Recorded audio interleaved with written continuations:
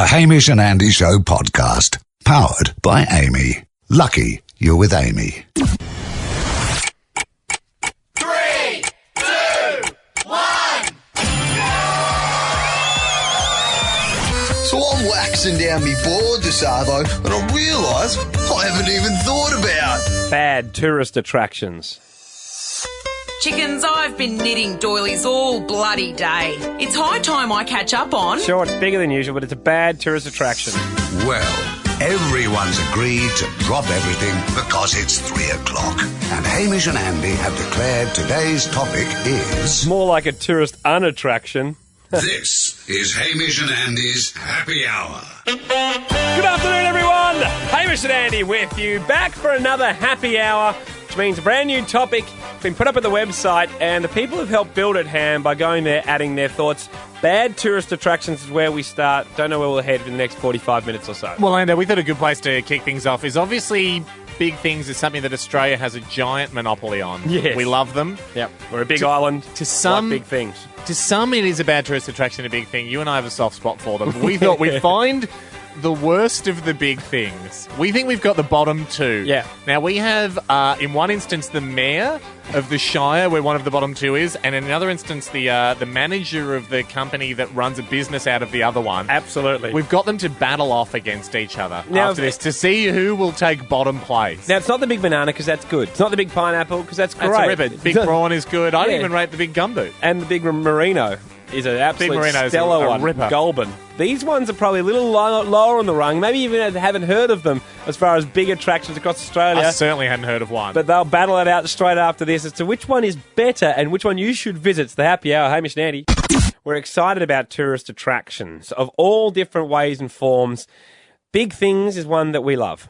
And we thought, wouldn't it be amazing to start the show off by pitting two big things against each other? Maybe not your sort of standard big pineapple, big banana, the ones that get all the press. Two of the more obscure big things. Yeah. To find out I would which say one. they're probably more the battlers as far as big things go. Nah, they've got a lot of heart, Ando. But we want to hear from two people and find out the reason. If we had to only choose one, which one would we go to, Ham? Well, we've got in the red corner. Yeah. We have the big potato. We do. Juliet joins us. She's the mayor of the Wingery. Is that how I say it? Wingecarribee Shire. Wingecarribee Shire. Wingecarribee Shire. Sorry, Juliet. Now, And thank you, all right. Mayor. Are we talking? We're talking Southern Highlands here, type area of New South Wales.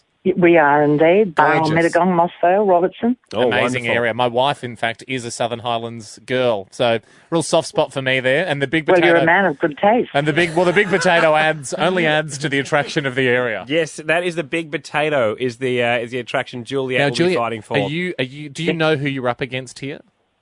Well, I got word that there's something called the Big Oyster. Is that right? Yes, You are fighting the big oyster. in Taree, and Joel is the manager there. Joel, thank you for joining us. Thank you, guys. Joel, the big oyster, I'd never heard of the big oyster, and I'm sorry to say that, but it definitely, I thought, helped it qualify for this segment because maybe it needs a bit more PR. Don't worry, Joel, I hadn't heard of the big potato either. There you go. So, Everyone's heard of the Big Spud. oh, come on, Juliet. Guys, we haven't started yet. Oh, okay, all right. I'll pull back. Now, right. Joel, are we correct in saying that the big oyster is in fact better known as Taree Kia because a Kia dealership now lives within the big oyster? The Kia dealership lives within the oyster. Now, did the and also Nissan. Oh, right. Now, it's got the oyster's big enough for two brands. Two cars can be the pearl in the oyster. That's it. So, Joel, was the oyster built as a promotional tool for the car companies, or did they come along and acquire an already attraction and then thought this is the perfect place to set up our car companies? Well, unfortunately, the car companies can't take claim to it, but it was put up there before we established our business here. So great. I'll have to say that it was for the town prior to the car show. Okay, But it's an good news. interesting They're town ones. Interesting, though, when you're looking at signing a lease agreement that you go, you're obviously looking at floor space when you're looking for a car dealership, and as a sweetener, it's got a giant oyster on the roof, and I've seen it. The oyster's open and it's glassed along the inside, so you can actually get in the oyster and look out, can't you, Joel? You can. You've got a viewing platform of the beautiful Taree sporting rec ground. So sporting rec grounds. Corporate box. All right, Well, we've actually let Joel sneak in a little plug for the view you can get from the Big Oyster. It's only fair that we go back to Juliet, the mayor there, for the Big Potato. What's the view like at that place? Look, it's pretty stunning. I haven't got a car dealership in it, though. I hadn't thought of that, but we're obviously much more rural than that. But, I mean, we're at Robertson with the big spud, and if you get on top of it, you look all the way down to the coast. Can you climb the big spud? Well, it hasn't got a permanent ladder. It has been known to double as Uluru on a film set once. If you can climb most things, I think we're just looking at it in that context. If you can climb Everest, you can climb a big spud. You can climb the big spud if you could get Yeah. But not recommended. Well, that's They're not going to make it easy for you, but that's, again, a good ad for Robertson. It's sort of like, if you want great things, you have to work hard for them. Well, I've heard a lot about both. In closing, Juliet, 10-second closer as to why I should visit the Big Potato over the Big Oyster. Because potatoes are universal and oysters are an acquired taste, and we've got it all here in the Highlands. Wow, that's good. That's very good, Juliet. Joel, your chance for 10 seconds in closing. Well, I guess my chance is you don't get a pearl out of a potato. You can only get a pearl out of an oyster, and it's also an aphrodisiac. So win-win for everyone. Oh, and so are drive-away deals with 3 years interest free. Yeah, that's what I was hoping for. Come in and cash, and we'll give you a rip rorter or a pearl of a deal. Look, I think you both win. It's a dead heat, people going around Australia, forget about Dreamland or Dreamworld. Do you know what? It's more that you'd rather visit the oyster and the spud. Exactly. Over the banana and the pineapple. Absolutely. Thanks very much for joining us, guys. Thanks, guys. Hamish and Andy with you. We've just heard, today's topic's bad tourist attractions. We've heard of two great ones just there, Ham. We certainly have, Andy. The big spud, the big oyster. Yes. Across Australia. It got us thinking, didn't it? Well, it made us jealous. It did, didn't it? Because if you've not been following the show as closely as you would have liked to have, or as we would have liked you to have over the last few weeks and months, we have been discussing our acquisition of the People's Island. Yes, we're trying to buy an island. Our dream, if you listen to this show, for you to be able to say to your friends, by the way, guys, I own an island. Yeah. The paperwork is going through. I know we say that a lot, but it's a government thing. 20th of July apparently is when we can expect they're ballparking the us mail there. to come back in that we own an island. We look at the letterbox, but we're looking good for a 99-year lease of a very, very small, probably Australia's smallest island off the coast of Rockhampton, about the size of a footy field. Is that enough, Ham, for people to come, that it's the smallest? No. No. Australia love big things. Can we put something that's the biggest on something that's probably the smallest? Yeah. Ando and I have just been having a bit of a think. What big thing can we get on the island? Because once you get a tourist attraction, the hard thing about getting the island is, let's be honest, foot traffic. We don't have a lot of foot traffic. No one there. It's remote by its very nature and so technical definition. So if we set up any type of store, we'd need an attraction to try and bring people in. James Packer is not going to agree to build a casino on there. We're not going to be able to push that through if we can't tell him that no customers are going to. If we can't tell him that customers are going to be there. Yeah. If we put something big on the island, then you start getting a flow of people, and success breeds success. And then we got him in the casino. What are you thinking? Sombrero? Big sombrero would be amazing. I worry that Mexico has it. Yeah, exactly. Do you want me to check? World's biggest sombrero? Well, nah. Because it also has a. I mean, I know it's the happy hour signature hat, but it doesn't have. It has too much of an international feel, sombrero. I don't think it's quite right for us. Okay, the world's biggest sombrero. I think I'm just having a quick look here. It's on a tower. Yeah, right. Near somewhere called Fort Pedro. It's bloody big. It's like the size of a water tower. Yeah, the Mexicans would have pulled that off. I don't know if it is Mexico, but I recken it stinks. Do we go to me like it's on the border? Really obscure, Ham. So no one's got the world's biggest thing. Obviously done it. Like I'm just spitballing here, but like hair clippers. Or something. Like a 10-foot tall pair of hair clippers. Not tough to build. Let's go something simple. Something simpler. Something simpler. Like, is it thimble? Is it just the world's biggest thimble? Yeah, Monopoly piece. Well, yeah, the world's biggest Monopoly piece. Well, what's the easiest to the Monopoly piece? It's probably a thimble. I'd say the thimble. No, I could do better than this. This is not good. Okay. World's biggest cannonball? That's just a big ball bearing. That's what I'm thinking. Yeah, we've got an iron on the mine. There's an iron mine there, so we've got enough iron on the island. What about something very, very small so you don't have to go that big? Like world's biggest ant. Oh, okay. But that's, you see that with the sheep. They've gone so big with the merino in Goulburn. I still think the world's biggest. If we just made an ant as big as a shoebox, it's still pretty big. That's but the thing. I don't think it's going to be enough. Do we go smaller than that? Like smaller Would we go than world's? Would we go world's smallest? World's smallest? Would we go world's the smallest? A tiny banana? Yeah, well, it has to be smaller than those candy bananas. No. you can buy. I mean, like almost microscopic. Well- so it would exist in a glass box, and you have to go to a viewing platform There's a to microscope. see it under a microscope. That's a great idea. Small bananas. So we have a small banana. No, the world's tiniest. The world's banana. smallest banana. It's inside a glass case. And there's a viewing platform you walk up that to. you have to put 20 cents in. And it pays for itself, Yeah. one at a time. Yeah. You get to go look down the microscope and see the banana. Short banana. Here's the beauty. We just put a picture in. We just put a little photo. That's what I was thinking. I hope people don't hear this. When we we're, put laughing about how we're going to trick everyone. But we put a little photo inside the microscope. Yeah, that's what I was thinking. And so you put 20 cents in, But and then you the have a photo glass shot. box with a speck. Yeah. And so and we're like, it might look like nothing, but look at the microscope and it's the world's smallest banana. banana, yeah. Either that or we really do make it. People can email other suggestions, but they probably won't be better than that. It's the I'm happy. going to look into building it. It's the happy hour. Haim. And you know me. Sniffing around, nose to the ground, sniffing around. What am I sniffing for? Half-truths. Half-truths, injustices, Despots. fake facts, Yep. despots, scoundrels, rascals, nuisances, Petty thieves. petty thieves, Yep. petty larceny, Pickpockets. pickpockets, nick knockers. Any level of wrongdoing I can get my hands on that the system tries to cover up. Yep. And goes Or to, doesn't have the funding. yeah, or goes to a gentleman's club at night and Yeah. smokes a cigar, and they laugh and laugh, and they Yeah. go, "That's it. No, just stuck it to the little man today, and Yeah. there's no way he'll ever get me. He doesn't have a crusader or a campaigner to shine a beacon of justice on the scoundrel activity that I've partook in." I stand up to those people and I say, I'll be your beacon. "Quake in fear, because I shall be the beacon for the people." Yeah. In Stand back! She's set to blow! Look out! Fire in the hole! Hamish is blowing this wide open! Amazing! He's done it again. Oh, what a great guy.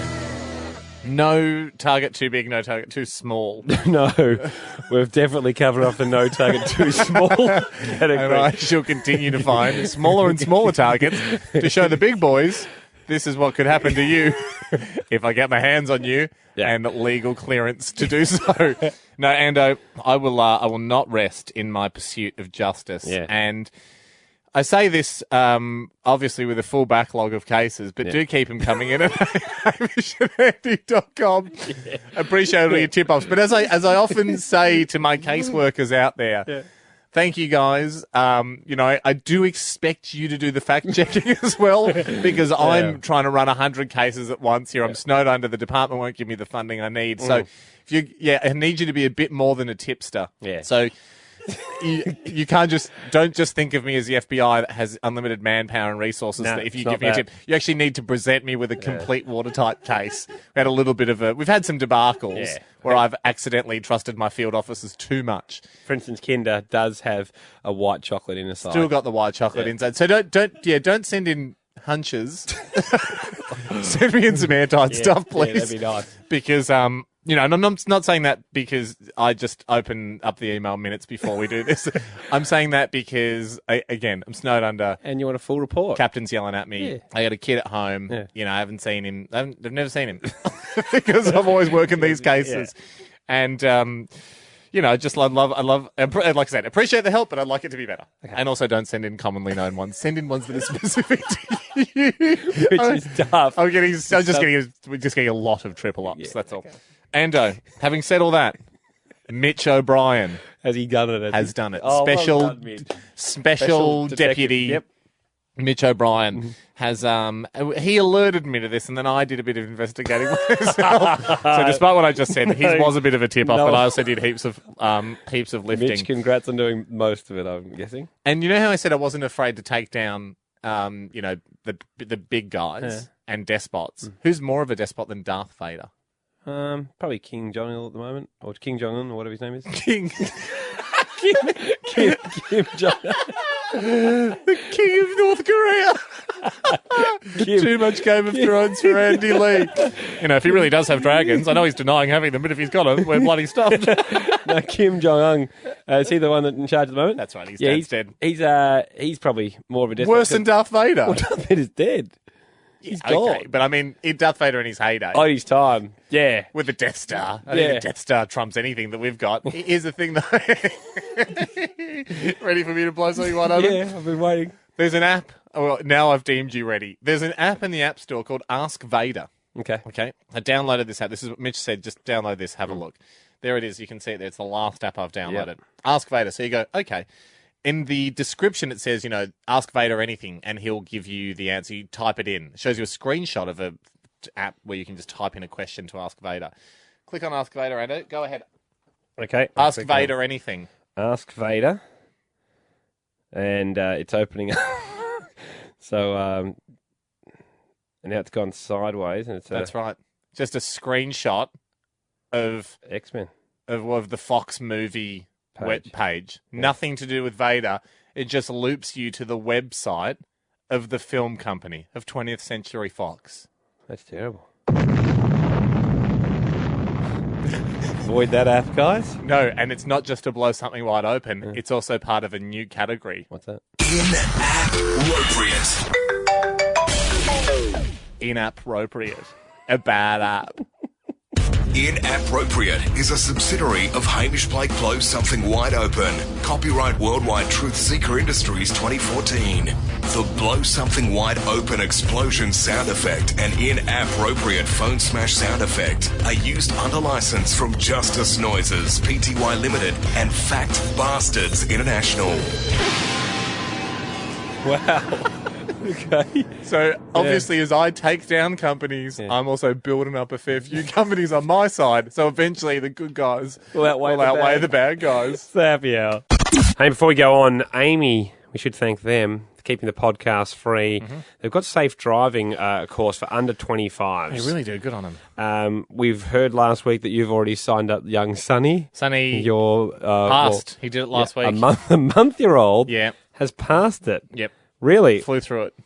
Okay, well, it was free for him because you're with Amy. I mean, I did he sat in his car seat. But he was doing... You remember that ad where the dog jumps in the car and barks once for left, twice for right? Yep. He was barking. So that's good. Still actually quite gifted for a child of his age to bark. It's free for you, your children, or your grandchildren. Not as good as driving, though. When you have comprehensive car insurance policy with Amy, you also get a further 10% off your insurance. Check the PDS. Well done, Amy. And look, well done on the barking, Sonny. Thanks. Harking back a few weeks now, and we obviously had to pause for a few weeks. To poise ourselves. Because we were getting something made. Yeah. A replacement Logie, because obviously we asked Tim Bartley, who works with us at the TV station, whether we could send the Logie over to Japan. He said, yes, if you get a replacement, you can. This is the one we won, we should point out, for most popular light entertainment program. You can only win the most popular category if people vote for you. People did so because we made a video online that said, look, if you vote for Gap Year Asia, last year's Gap Year, we'll send the replacement Logie over to the monkey that served us a beer. Yeah. And that was the deal we made with the people. And to be honest, was the highlight of the whole series, this No monkey. one remembers anything else. No, exactly. People already, even Zoe doesn't remember me being in the show. I have little chance of my son remembering, ever knowing that I was in that show. Yeah. He'll just forever probably call it the monkey program, where you and I were lucky enough. We were more just like a beer recipient from the star of the show, the monkey. We've got ourselves the Logie. Yeah. And it's ready to go. We just need someone to take it over. We've got ourselves a mailman. Shunya joins us now. He emailed in, you're heading to Japan, Shunya. Yes, I am. And I've got first mate Ed with me as well. First mate, you're going by ship. Great. Okay, so when does the slow boat to Japan leave?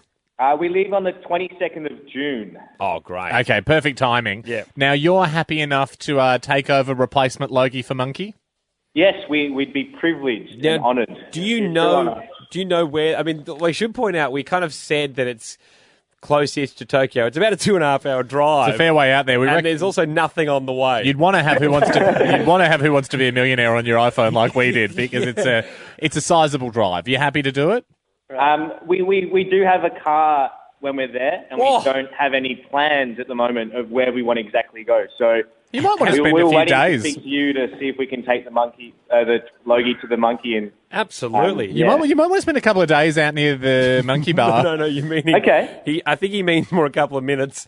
There wasn't much out there. Oh, there was other guys. We ran into two guys at the bar that night, and one guy was absolutely losing it at the monkey, and we went, do you come here often? And he said, I come every night. Oh, so he might remember you guys. Yeah. So, if you see, he was a sort of a bald guy. So if you run into a sort of a bald guy that still finds it as funny every time than he did that first night, then, say hi to him for us. Shunya, we'll do that for you. We're thrilled that you guys, you and First Mate Ed, are going to take a car and drive north, I think it was, to this bar where monkeys serve you. We'll give you better directions than that. Yeah. Maybe if you draw us a map at least. Roughly north. Can't miss it. Just how much petrol money do you want, and wear and tear of the vehicle expenses? Wear and tear. It's like a 2-hour drive, isn't it? It's a 2-hour drive. I don't know. I think we're doing it for the adventure, the excitement, and the honour for the to be able to sort of take this to the monkey for the people and for the show. Honour is the right word. And that's exactly why we chose you for this prestigious mission, guys. Exactly. And the word honour is a lovely one to use when it comes to Japanese culture. Because it is a very honourable. We chose our words wisely. Here's the thing, though. The only sticky situation we face here is when you land in Japan, you're going to have to fill out a customs form. On that form, they're going to ask if you have anything worth more than $10,000. Obviously, you do. You're just going to need to tick no and hope for the best. Okay. That's the only loophole. A Logie smuggling mission. Yeah, that's it. It's the only thing we've ever asked anyone to smuggle across international lines. One final thing, guys. We don't think anyone at the bar speaks Japanese. Do either of you speak Japanese? Would you like us to call them in advance, or are you happy to go and try and explain the whole thing? I'm actually Japanese, so I will be the translator. But can you speak it? Yes, I can. This is a very difficult language. Barely. I can just get the words out. Shunya, we're going to get it to you guys. Thanks so much, First Mate Ed. Good luck with the travels. Arigato, mate. And we look forward to seeing a photo from the Logie in position. Wait to see the monkey holding it aloft. Hamish and Andy, happy hour it is. And is it? Well, maybe not. We're going to take people back a little bit. I'm not happy at all, Andy. A few weeks ago on the show, a young man called James won a watch in a bizarre way. He was in a Seinfeld quiz. He said he knows everything about Seinfeld. Yeah. We made up fake questions, and if he didn't call foul on it and took a loss, even though he had no chance of winning, we were going to reward him with a watch. We were really rewarding him for his sportsmanship. It's for people that are familiar with Charlie and the Chocolate Factory. We were slugworthing him, just testing his character. This is how it played out. Guess what? Because you sat there and you never called foul and you never got upset, you've just won yourself a gold-coloured watch. Are you serious? Amazing scenes back then. He sounded like he was happy to win one. Absolutely. Little did we know. We were, of course, referring to the Happy Hour gold-coloured watch, the most covered of any item you can possibly get your hands on. Only 100 in existence, forged from dragon's steel, smelted in a mythical refinery that has since been destroyed. Absolutely. And you would say, that cold wind that's coming through... Shouldn't we have Fiesta music playing because this is a happy topic? No. No, that's the wolf of... misery howling in the background. That's how we feel today, that win, because we discovered that James, the recipient of that watch, has put it on eBay. And he joins us now. James, how are you feeling? I'm feeling pretty wealthy, my friend. Jimbo, what's your caper? That's what I want to know. From the start, was it just financial gain, or did you get seduced once you saw the glittering face of the watch? I think it was a bit of both, but I put it on eBay. It's doing pretty well, no regrets. No regrets? Have you looked at the comments? The comments as of yesterday, I see people going, it's a ballsy move. That watch should be in a trophy. A case made of, plutonium and asteroids. That was one person's. Yep. One earns a gold-collared watch honourably. They do not purchase it. I bet your name's Rob, or whoever purchased it is Rob. Yep. James, there's a lot of disdain, and to be honest, Hamish and I are very disappointed with you. Well, obviously, some people aren't disappointed because they've, bid on the watch. So. James, what I rate is that you wrote in and told us. Yeah. You confessed. You just said, "Hey guys, just letting you know I'm selling it, so you guys can buy it back." It's like selling a Wimbledon trophy or something, or your baggy green. It's or the crown jewels. Well, it happens, guys. It happens. This is the dark side of collectible memorabilia. James, if we were to ask you today, can you take it down? Would the answer be no? The answer would be no, because it's already been bid on, so I can't actually take it down. Right. Can't you remove it from sale? No, because someone's already bid on it. What I can do is exchange it for money from you guys. You guys bid on the watch, you guys get the watch back. How much money do you... What are you hoping to get from this, James? Yeah.